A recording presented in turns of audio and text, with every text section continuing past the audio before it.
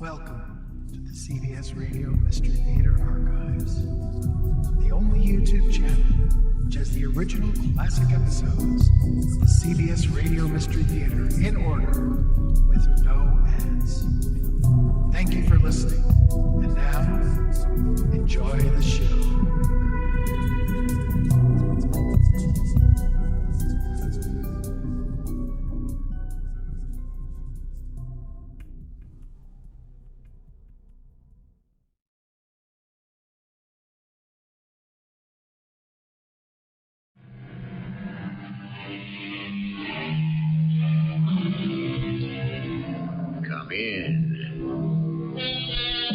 Welcome. I'm E.G. Marshall. If you had a mystery to solve, and you were given your choice of the greatest detectives in the entire world, whom would you choose? I took a little poll of my own, and most of the people I asked had no hesitation in naming Sherlock Holmes as the man they'd most like to help them. So I must assume that it would come as a shock to hear of someone who didn't want the help of the world's greatest detective. Dr. Huxtable, when I learned that the purpose of your visit to London was to enlist the services of Mr. Sherlock Holmes, I was shocked. But Mr. Wilder, the police have failed. His Grace is by no means convinced that the police have failed. But I cannot understand why you object to using the services of Mr. Holmes. There's a great deal you can't understand, Dr. Huxtable. Suffice it to say that we neither need nor want the services of Sherlock Holmes.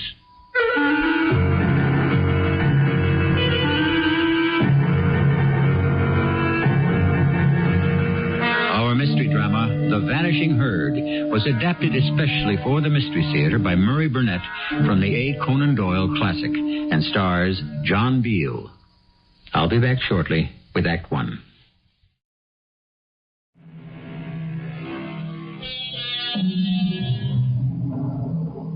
Unfortunately, the crime of kidnapping seems never to go out of fashion. Historically, it reaches as far back as the ancient Greeks and Romans. However, I didn't know until recently that Sherlock Holmes was once called upon to solve a sensational abduction. Holmes' good friend Watson called it the case of the Vanishing Herd. Our snug quarters at Baker Street have had some dramatic entrances and exits, but none more sudden and startling than the first appearance of Thornycroft Huxtable, M.A., Ph.D. After his first thunderous knocking, the door opening and closing behind him, he took one step forward and collapsed almost at Holmes' feet. Quick, Watson. I'll get a cushion. You fetch the brandy. Yes. If it's your diagnosis that that's what our visitor needs. Well, I'll check, Holmes. Here's the cushion. Right. What's his illness? Absolute exhaustion. Possibly mere hunger and fatigue. I think some biscuits and milk would be better than brandy. Dear me, gentlemen. Forgive this momentary weakness. See, Mr. Holmes, I left the school to ensure that you come with me immediately to Mackleton. My dear Dr. Huxtable. How do you know my name? It's elementary, sir. He took your card from your pocket when he went to your aid. Oh, for which I do thank you both. But I'm quite recovered now, and we don't have much time if we're to catch the next train to Mackleton. I'm afraid that's out of the question. Have you heard nothing of the abduction of the only son of the Duke of Holderness? The ex-cabinet minister? Exactly. Excuse me, sir. What have you to do with the abduction? My dear Watson, Dr. Huxtable is the headmaster of one of England's most exclusive schools. It's only logical to assume that the boy was taken from his school. We tried to keep it out of the papers, but last night the Globe printed some rumors which I thought might have reached your ears. I'm well aware that the Duke is one of the great men in the kingdom. Oh, and one of the wealthiest. His Grace will hand a cheque for £5,000 to whomever locates his son. Watson, pack a bag. We're accompanying Dr. Huxtable to the north of England. Yes. Excellent. You relieve my mind, Mr. Holmes. And you, sir, when you've finished with your nourishment, will you tell me how it happened and what you now have to do with the matter? And finally, why you come to me 3 days after the event to engage my humble services. Oh, but you told me you hadn't heard of the abduction. So how could you know it took place 3 days ago? The state of your chin and the growth of your beard gives me the date. Now, finish your biscuits and milk, and we'll hear the story on the way.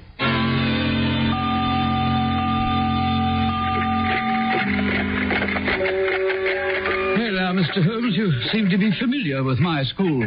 The Priory is the best and most selective preparatory school in England. But I felt that it had reached its zenith when the Duke of Holderness informed me that he wished to enroll his son and heir, Lord Saltfire. And when was this? 3 weeks ago. The boy was charming and soon adapted and was extremely happy. Which was not the case at his home, huh? Well, it is an open secret that the Duke's married life hasn't been as happy as one could hope. But the Duchess left Holderness Hall for the south of France about a month ago. The boy sided with his mother and was certainly discontented, which was the reason for the Duke sending him to my school. And he disappeared He was last seen Monday night. His absence was discovered on Tuesday morning. His bed had been slept in.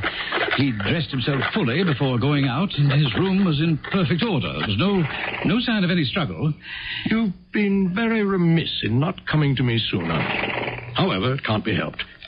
We can continue with this on the train.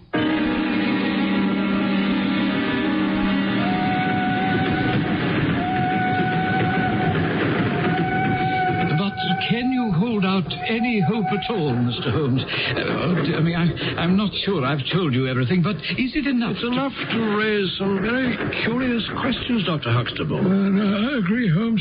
And my biggest question concerns the missing German professor, Heidegger. Yeah, that's the chap. Holmes, don't you think it's suspicious that he turns up missing the same day as the lad? As I said, Watson, it's curious.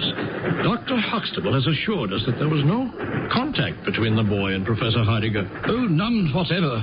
The boy wasn't taking German, and so far as I know, they never even exchanged a word. That's all very well, but it's more than a coincidence that both he and the boy disappeared on the same day. Don't you agree, Holmes? Yes, Watson, I'm in complete agreement. It's much more than a coincidence, and one which we'll look into when we get to the school.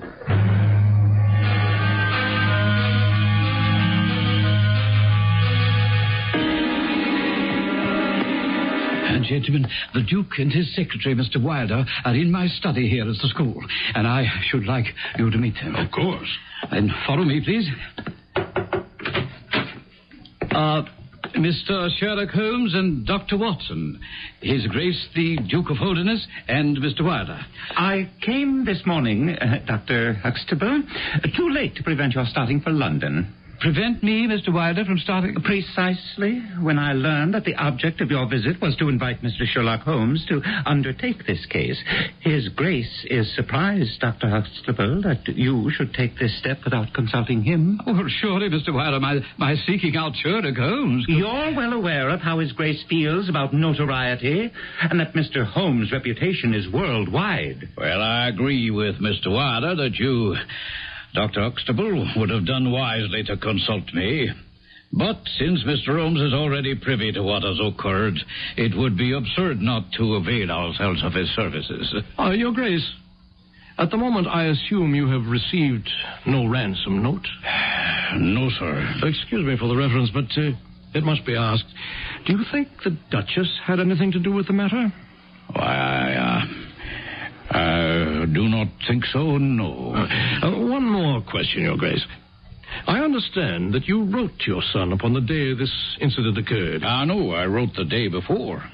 Exactly. But he received it on that day. Aye, so I'm told. Was there anything in that letter which might have upset him or induced him to run away? Certainly not. Did you post that letter yourself? His Grace is not in the habit of posting letters himself. This letter was with the others on the study table, and I myself put them in the post bag.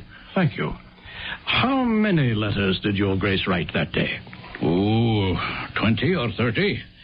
I have a large correspondence, but surely that is somewhat irrelevant. Not entirely. For my own part, I have advised the police to turn their attention to the south of France. Now, I've already said that I do not believe the Duchess would encourage so monstrous an action, but the lad is strong-minded, and it is possible that, aided by the German, he may have fled to her.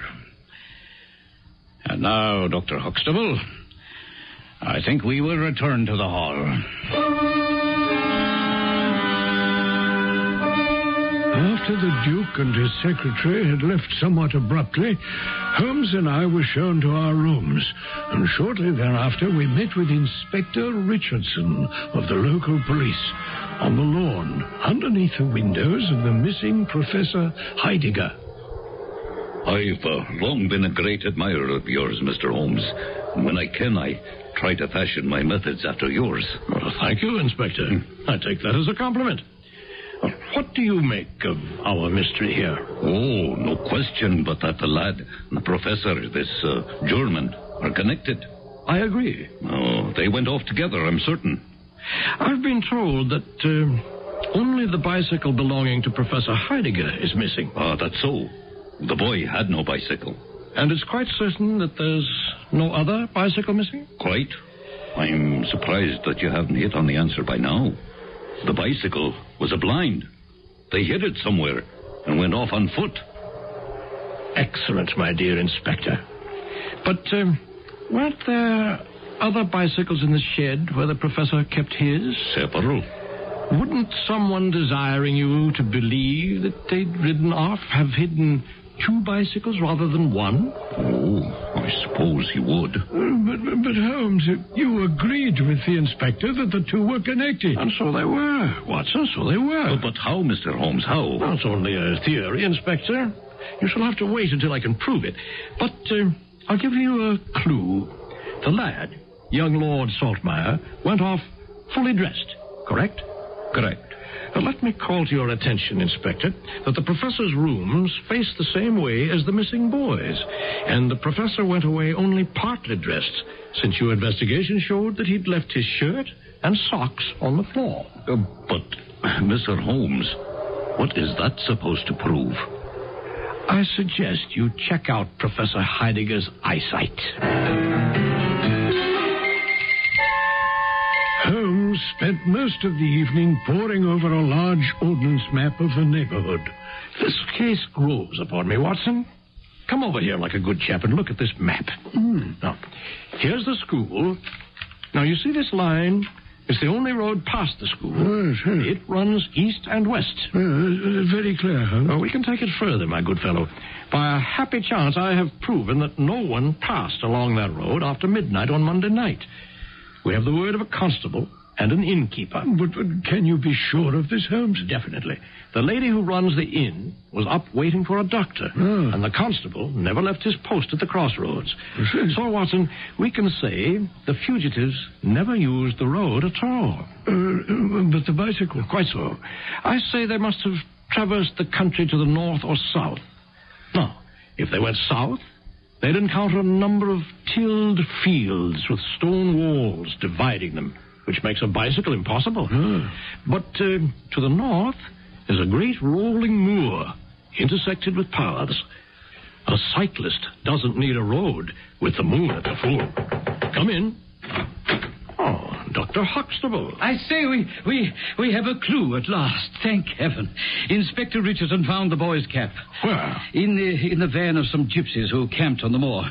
They left on Tuesday. Richardson has the police on their trail. Today they found them and the cap in the caravan. How do they account for it? Well, they said they found it on the moor Tuesday morning. Of course they lied, but either the law or the Duke's purse will get the truth out of them. So we can all sleep well tonight. Good night. He's right, Watson. We'll both need a good night's sleep, since we have to be up and about with the sunrise to see if we can find the real solution to this mystery. The gypsies may be telling the truth.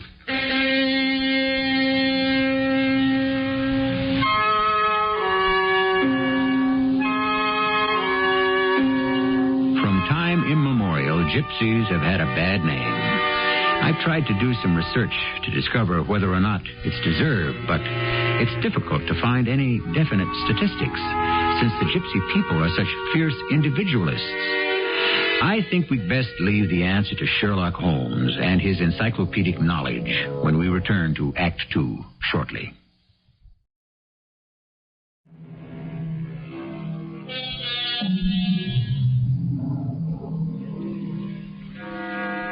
every fan of Sherlock Holmes knows that Arthur Conan Doyle was, in reality, a physician.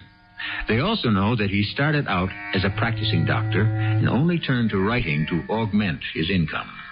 However, I don't think I've ever heard any of the thousands of Holmes fans ever question why Doyle made Watson such a naive bumbler and also a physician. Was this really his opinion of the medical profession? I find this a fascinating question which ought to be investigated by some fan of the Holmes saga. The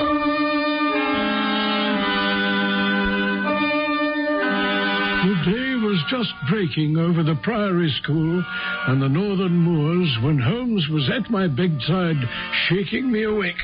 Wake up, Watson. Wake up. There's tea or cocoa ready in the next room. I've already done the lawn and the bicycle shed, but I must beg you to hurry, for unless I'm much mistaken, we have a great day before us.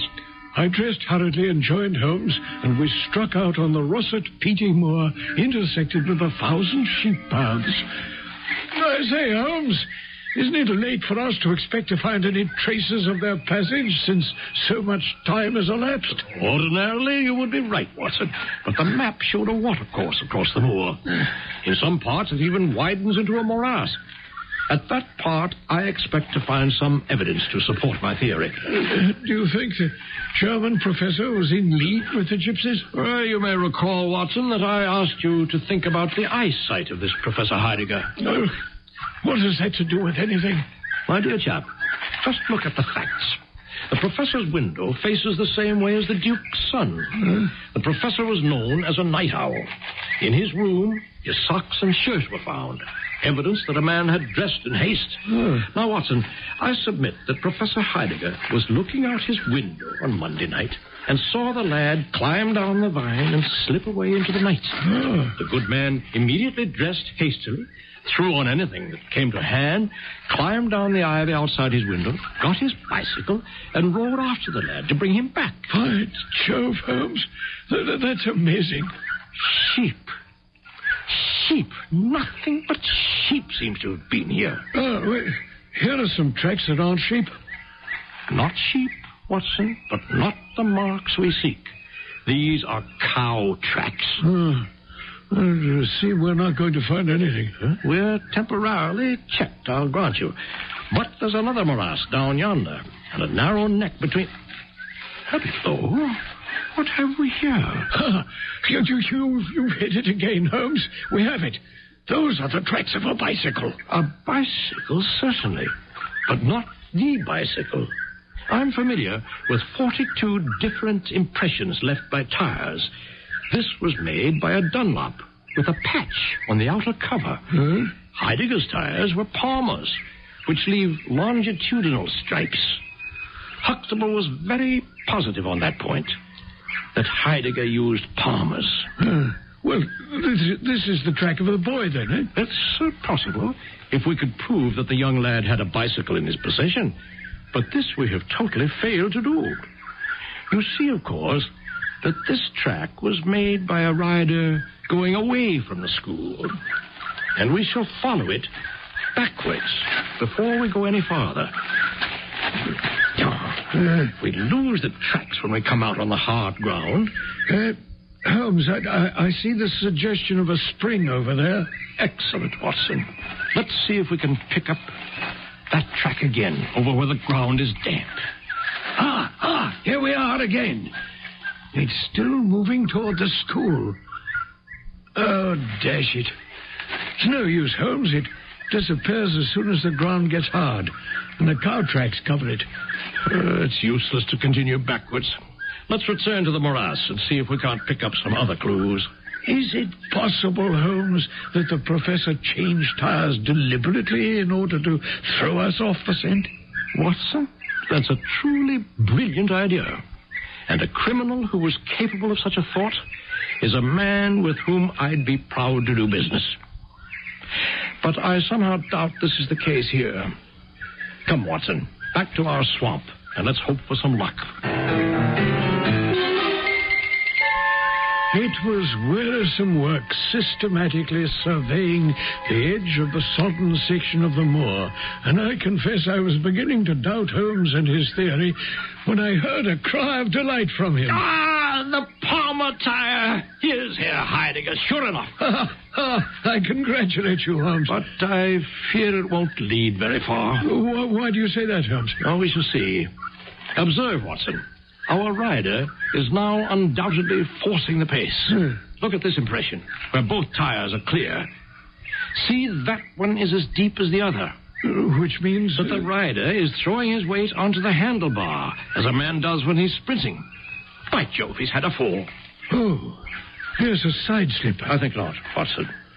Look at this clump of gorse. I say, blood. Bad. It's turning ugly. Very ugly. Now stand clear, Watson.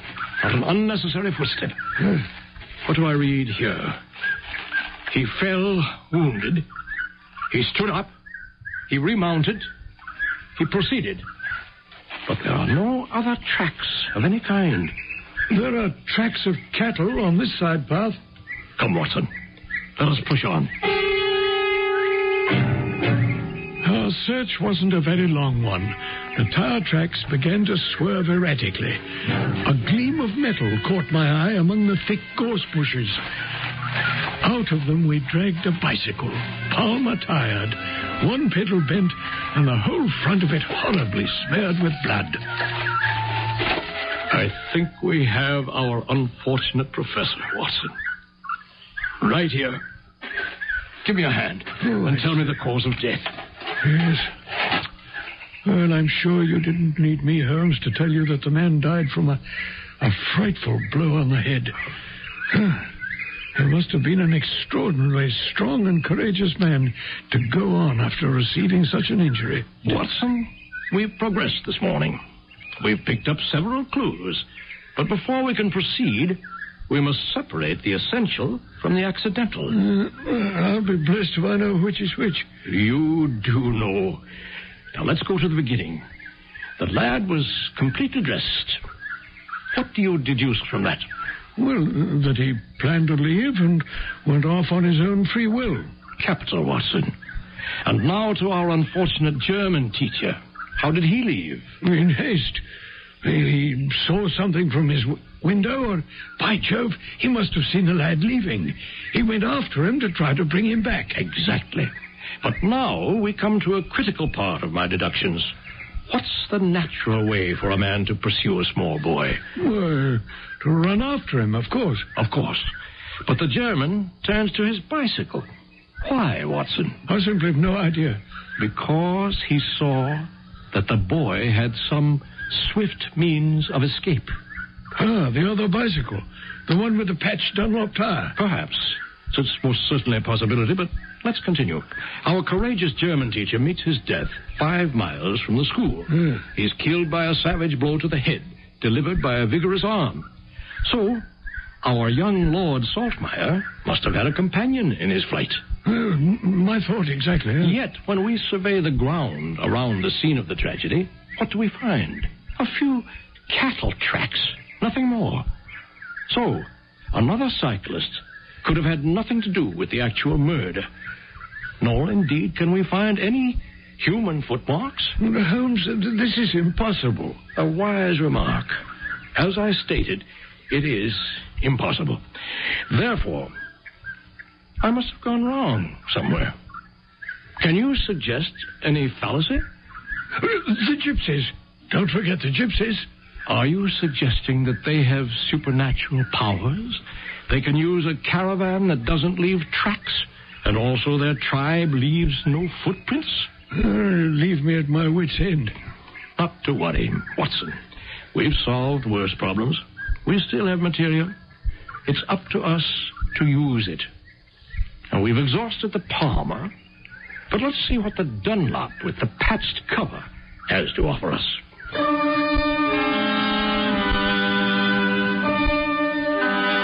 We picked up the track of the Dunlop and followed it for some distance. But the moor soon rose into a long, heather-tufted curve, leaving the watercourse behind us, so no further tracks could be hoped for. We last saw the tracks, which could have gone on to Holderness Hall, the stately towers of which rose just some miles to our left, or to a low grey village which lay in front of us. Well, Watson, shall we toss a coin? Head to the left and tails to the right. I don't know about you, Holmes, but I could do with some refreshment. Tramping about in the moors gives a chap an appetite, you know. Let's head for the village then, Watson. There must be an inn.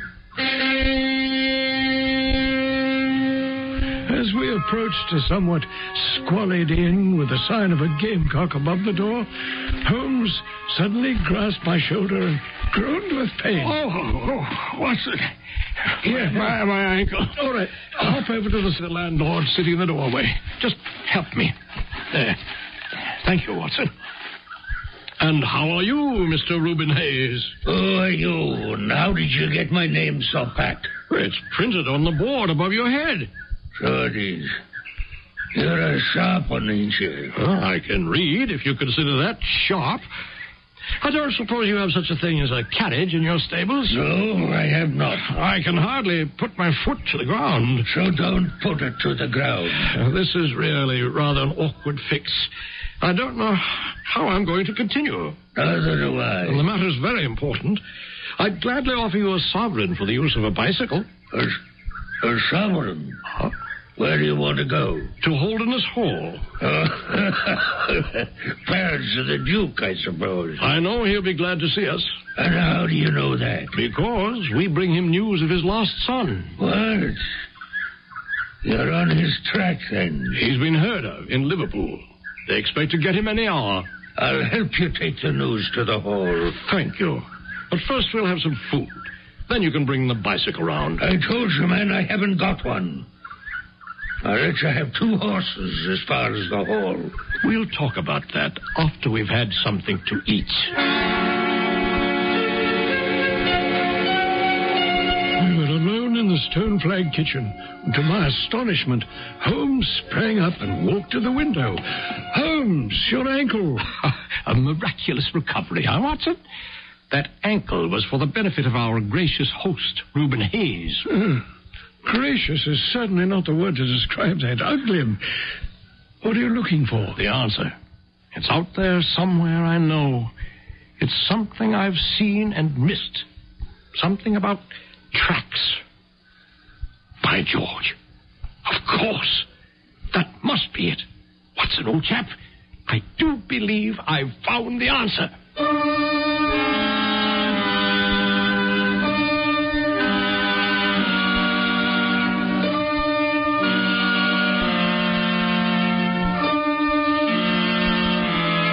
Conan Doyle also found the answers in real life. He did in the famous case of a man named Oscar Slater, tried and convicted for murder, until Doyle wrote a book showing that the evidence which had convicted him, a pawn ticket for a possession of the murdered woman, had been pawned before she was killed.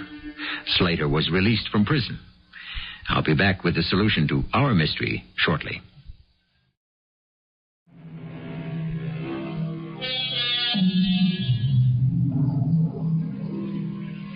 Another book by Sir Arthur Conan Doyle on the Oscar Slater case got Slater a full pardon and compensation for the years he had served in prison before Doyle managed to get him released.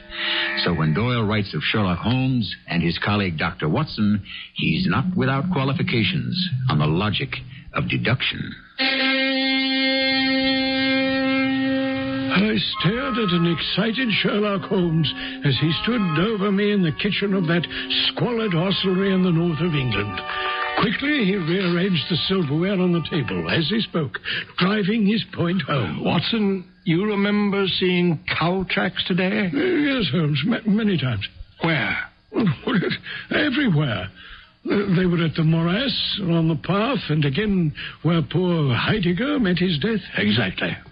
And now, Watson, how many cows did you see? Cows? Well, come to think of it, I don't remember seeing any. It's very strange that we should see so many tracks and never a cow on the whole moor. Watson, look at the way I've arranged the silverware and some of your breadcrumbs. Do they recall to you the way the tracks looked out there on the moor? Well, I really can't say. But I can. I can swear to it. I've been blind not to draw my conclusion before. And what is your conclusion? that it is indeed a remarkable cow which walks, canters, and gallops. I tell you, Watson, it wasn't the brain of a country innkeeper that conceived a trick like that. The coast seems to be clear, save for that lad in the smithy. Let's slip out and have a look in the stable. There were two rough-haired, unkempt horses in the tumble-down stable. Holmes raised the hind leg of one of them and laughed. Old shoes, Watson, but newly shod. Old shoes, but new nails. Mark that, Watson. This case deserves to be a classic. Let's go across to the smithy. You two infernal spies! What are you doing prowling around in my barn? Tell me that now, eh? Why, Mr. Reuben Hayes. One might think you were afraid of our finding something out. We've been having a look at your horses, but my ankle is so much better, I think I'll walk after all. It's not far, I believe. So on 2 miles to the hall gates. That's the road to the left.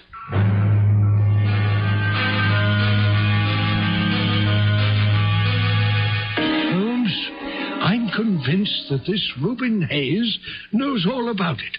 A more self-evident villain I never saw. Yes, Mr. Hayes does give that impression. But then there's the matter of the cows. The vanishing cows. We must always keep that in mind. But I think we need another look at the inn, in an unobtrusive way. Let's turn off at the road here and come upon it from the rear. Come, Watson. Let's scramble up this hillside. I say, Holmes. Holmes, look. Look there, along the road from the hall. The cyclist. Down, Watson. Get down. Yes. Stay quite still, Watson.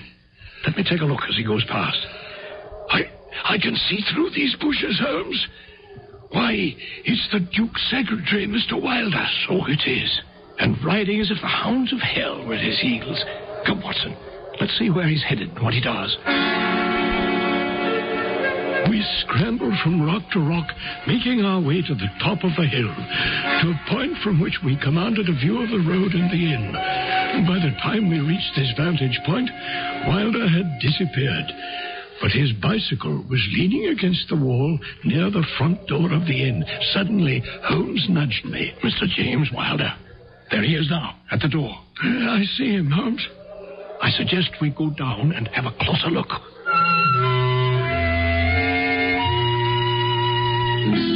Holmes, the bar is on the other side. Quite so. These quarters are for what one might call the private guests.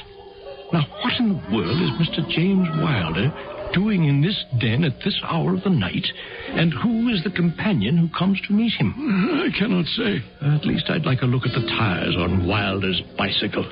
Let's go quietly over there. Right. And now a match. Yes, yes. There's our Patch Dunlop. Yes, and Holmes, someone has lit a lamp in the window above us. I must have a look through that window, Watson. Well, I can bend my back and brace myself against the wall. You think you can scramble up on my shoulders? Easily, old chap. Come, my friend. We've done more than enough for one day. At 11 o'clock the next morning, Holmes and I were ushered through the magnificent Elizabethan doorway of Holderness Hall and into his Grace's study. And there stood Mr. Wilder, courteous and courtly, with some traces of the wild terror of the night before still lurking in his eyes. I know you've come to see His Grace, but I'm afraid I have disappointing news for you. His Grace is far from well. He has my sympathy, but I must see the Duke. I believe he's in bed. I will see him there. You refuse? Mr. Wilder, I told you I must see the Duke. I intend to see him. I will wait here if you ask me, but I will see the Duke. Oh, very well, Mr. Holmes. I'll tell him you're here and insist on seeing him. Well, Mr. Holmes, I shan't apologize for keeping you waiting. I understand you demanded to see me. What is it? I think, Your Grace, that I could speak more freely in Mr. Wilder's absence. The fact is that Mr. Wilder is my confidential... Your Grace... If Your Grace wishes, I can leave. Yes, perhaps you'd better go. Now, Mr. Holmes. My colleague, Dr. Watson, and I had an assurance from Dr. Huxtable that a reward had been offered in this case. I should like to have this confirmed from your own lips. Certainly, Mr. Holmes. If I was correctly informed, it amounted to £5,000 to anyone who will tell you where your son is. Exactly. I see your Grace's checkbook on the table. I should be pleased for you to make me out a check for £5,000. I know where your son is, and I know some, at least, of those who are holding him. Well, where is he? He is, or was last night, at the Gamecock Inn, about 2 miles from your gate. I see. And whom do you accuse? You, Your Grace? Mr. Holmes, how much do you know? I saw you together last night. Does anyone besides your friend know? I have spoken to no one. Well, however unwelcome the information you've gained, I'll be as good as my word and write you a check. I believe £5,000 is the sum I owe you, is it not? I fear, Your Grace, that matters cannot be arranged so easily. There is the death of the schoolmaster to be accounted for. But you can't hold James Wilder accountable for that. It was the work of this brutal ruffian whom he had the misfortune to employ. I must take the view, Your Grace, that when a man embarks upon a crime, he is morally guilty of any other crime which may spring from it. Morally, Mr. Holmes, you're right, but surely not in the eyes of the law. Well, I appreciate your coming here before you spoke to anyone else. You will at least help me to minimize this hideous scandal. I want to help, Your Grace, to the best of my ability, but in order to do so, I must have absolute frankness. Mr. Reuben Hayes was arrested at Chesterfield on my information at 11 o'clock last night. You continue to amaze me. Well, I must say I'm glad to hear that Hayes has been taken, if it won't harm James Wilder. Your secretary? No, sir. My other son. Now it's my turn to confess amazement, Your Grace. Well, I see the time has come to conceal nothing. Mr. Holmes, I have 2 sons. James Wilder, illegitimate, and my legitimate son and rightful heir, Arthur, Lord Saltmire. I should certainly not like to sit in judgment on you, Your Grace, but... Mr. Holmes, when I was a very young man, I loved a girl with such a love as comes once in a lifetime. She refused my offer of marriage because she was a commoner, and she felt that the difference in our station might harm my career. And where is she today? Dead, Mr. Holmes. And on her deathbed, I promised her one thing: to take care of our son, James Wilder. I have kept that promise. You seem proud of the fact, despite your knowing that he was responsible for the abduction of your legitimate heir. I only gained that knowledge last night after he'd heard of the murder. He confessed that he'd added a note in my last letter to Arthur, telling the lad that the Duchess wanted to see him, and that he, James, would arrange it if Arthur would meet him that night in the wood behind the school. And Arthur did, of course. But of course. It was then that James told my heir that all he had to do was steal out the next night, and a man with a carriage would meet him in the wood and take him to his mother. That's why Arthur dressed and went off with Reuben Hayes. It's just unfortunate that the German saw him. It's also unfortunate that you didn't realize how your illegitimate son felt about your heir. I cannot understand what James Wilder thought he stood to gain by this abduction. Was it to hurt you? I can't explain, Mr. Holmes.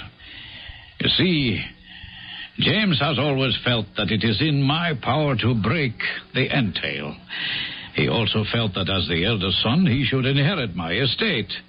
I think he wanted to bargain with me. He'd give me back Arthur if I'd break the entail. He knew that I could never set the police on him, never. Oh, surely Your Grace knows that you've condoned a felony. I have placed myself completely in your hands, Mr. Holmes. Just help me is all I ask. I think Watson and I can consider our little visit to the north a success. But there's one small point on which I'd like some light. This fellow Hayes had shod his horses with shoes that counterfeited the tracks of cows. Did he learn such an extraordinary device from Mr. Wilder? No, Mr. Holmes, step this way, please. Now, look at this case here in the corner. Ah, I see that these shoes were dug up in the moat of Holderness Hall. Those shoes belonged to some of the marauding barons of the old days, and they were designed to throw pursuers off the track. Well, thank you, Your Grace. It's the second most interesting object I've seen in the North. And the first? Your Grace's check. I'm not a wealthy man.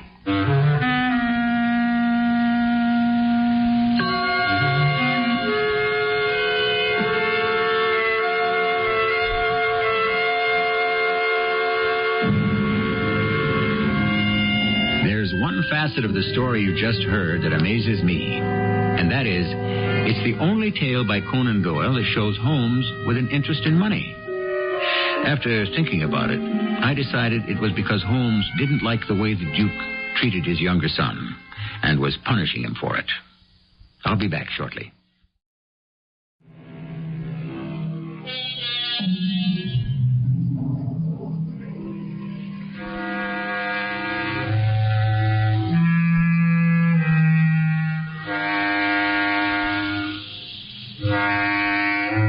Not only did Sir Arthur Doyle prove his logical deductions in the field of real crime, but he also helped British intelligence.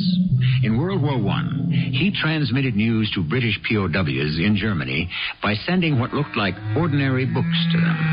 However, he arranged to put needle pricks under various letters so as to spell out messages. But he started with the third chapter because he said the German censor would examine the earlier chapters more carefully. And he was right. Our cast included John Beal, Court Benson, Ian Martin, and Ray Owens. The entire production was under the direction of Hyman Brown.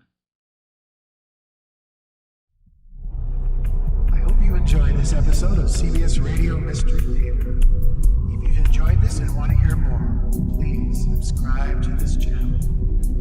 You can also visit my other YouTube channel by searching